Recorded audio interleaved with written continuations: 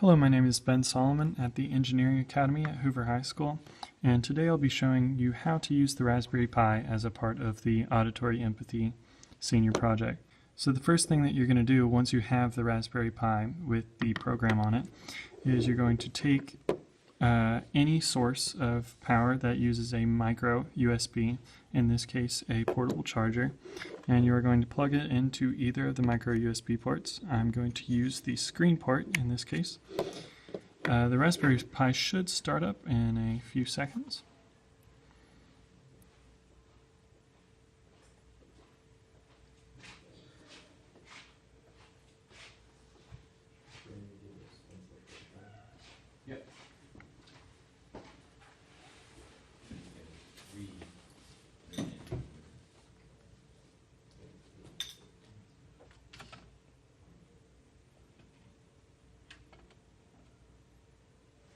So once the Raspberry Pi has started up, you're going to want to click on the Raspberry up here.